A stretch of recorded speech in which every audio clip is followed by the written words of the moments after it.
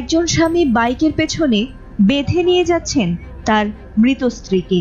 এই দৃশ্য যেন কোনো মতেই ভুলবার নয়। সোশ্যাল মিডিয়ায় ভাইরাল হওয়া এই ভিডিওটি নিয়ে শুরুতে এসেছিল নানা প্রশ্ন। আসসালামু আলাইকুম প্রিয় দর্শক, জানিয়ে দেব এখনকার গুরুত্বপূর্ণ টপ নিউজটি। পুরো নিউজটি উপস্থাপন করব আমি নিপা আক্তার শিমু। এবার বিস্তারিত খবর। ভারতের মহারাষ্ট্রের নাগপুরে এক হৃদয় বিদারক ঘটনার ভিডিও সামাজিক যোগাযোগ মাধ্যমে ছড়িয়ে পড়ে মানুষের হৃদয়কে নাড়া দিয়েছে। ঘটনার দিন ছিল ৯ আগস্ট। সেদিন অমিত নামের এক ব্যক্তি তার স্ত্রী গায়ত্রীকে নিয়ে মোটরসাইকেলে যাচ্ছিলেন লোনারা এলাকা থেকে মধ্যপ্রদেশের কারানপুর গ্রাম অভিমুখে। হঠাৎ দেউলাপাড়া এলাকার কাছে একটি দ্রুতগামী ট্রাক পেছন থেকে ধাক্কা মারে তাদের মোটরসাইকেলকে।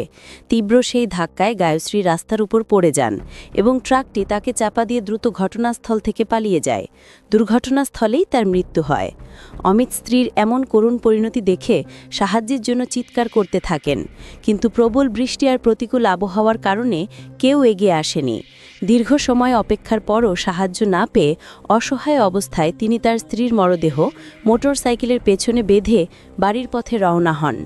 পুলিশ প্রথমে ঘটনাস্থলে গিয়েও কাউকে খুঁজে পায়নি, কিন্তু কিছুক্ষণের মধ্যেই মৃতদেহকে বাইকের পেছনে বেঁধে নিয়ে যাওয়ার ভিডিও ভাইরাল হলে পুলিশ ঘটনাটি শনাক্ত করে। অমিতকে থামানোর চেষ্টা করা হলেও তিনি শুরুতে থামেননি। অবশেষে পুলিশ ধাওয়া করে তার বাড়ি পর্যন্ত গিয়ে তাকে থামায়। নাগপুরের গ্রামীণ এলাকার পুলিশ সুপার হর্ষে পোদ্দার জানিয়েছেন, মরদেহটি ময়নাতদন্তের জন্য ইন্দিরা গান্ধী মেডিকেল কলেজে পাঠানো হয়েছে। সেই সঙ্গে দ্রুতগামী ট্রাক চালকের বিরুদ্ধে আইনগত ব্যবস্থা নেওয়ার কথা জানানো হয়েছে। এই ঘটনাটি কেবল একটি দুর্ঘটনা নয়, বরং মানবিক সহানুভূতির অভাব এবং এক স্বামী নিঃস্বার্থ ভালোবাসার এক জীবন্ত চিত্র হয়ে উঠেছে। মানুষের সাহায্যের অভাবে একজন স্বামীকে যে কতটা অসহায় অবস্থার মধ্যে পড়তে হয়, এই ঘটনার মাধ্যমে তা স্পষ্টভাবে ফুটে উঠেছে। প্রিয় দর্শক, এই ছিল এখনকার গুরুত্বপূর্ণ নিউজ। আরও গুরুত্বপূর্ণ নিউজ নিয়ে ফিরছি কিছুক্ষণের মধ্যে।